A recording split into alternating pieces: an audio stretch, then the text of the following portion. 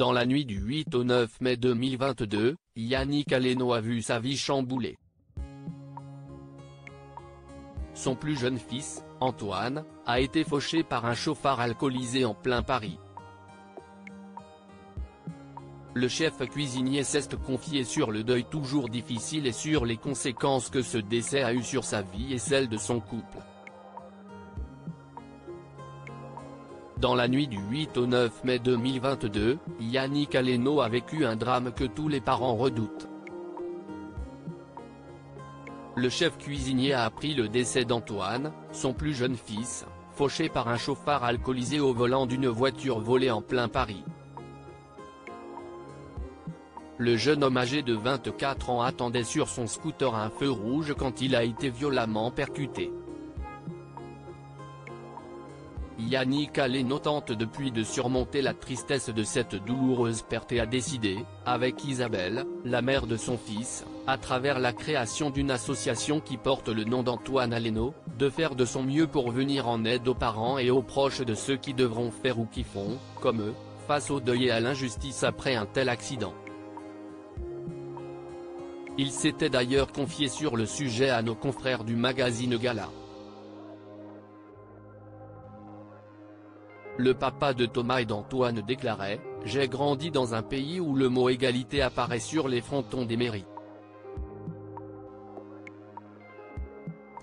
Celui qui a tué mon fils a passé 6 mois en prison, dont 2 en préventive. Il faut savoir qu'un jour en prison coûte 105 € par jour à l'État.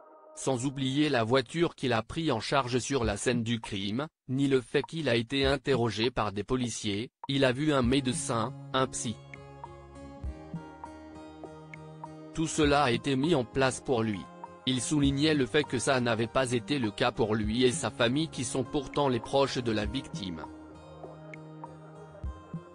Moi, je suis arrivé à l'Hôtel-Dieu, en ambulance. Personne ne m'a adressé la parole.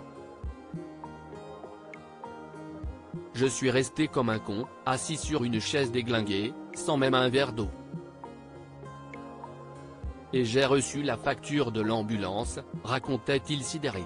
Yannick Aleno poursuivait, quand Antoine est parti, j'ai vu en France, pays des droits de l'homme, des choses que je n'imaginais même pas. Antoine est parti un dimanche, nous l'avons enterré le vendredi suivant. La notoriété de notre famille fait de nous des privilégiés. Dans la vraie vie, cela n'existe pas.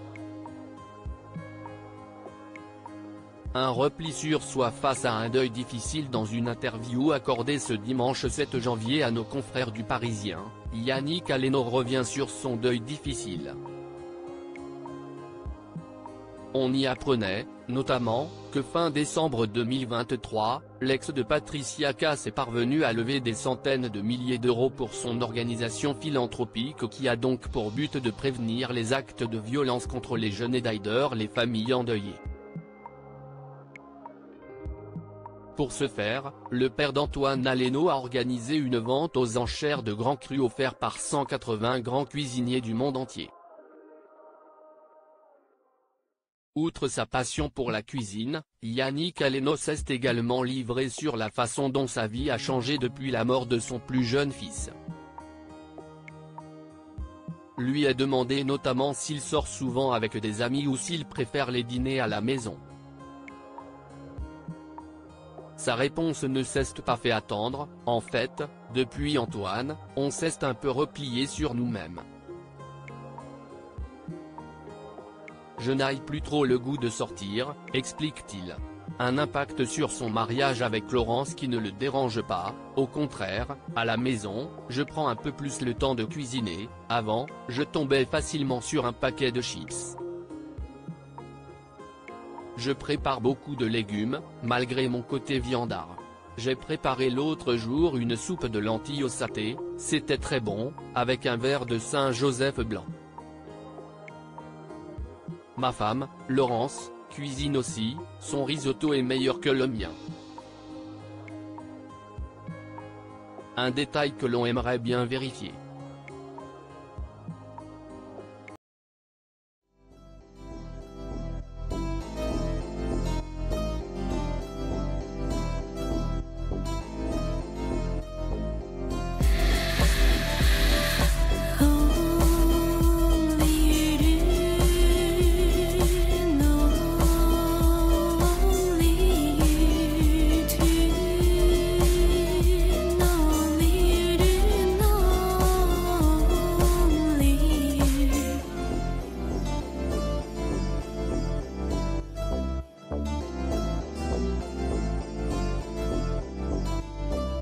去。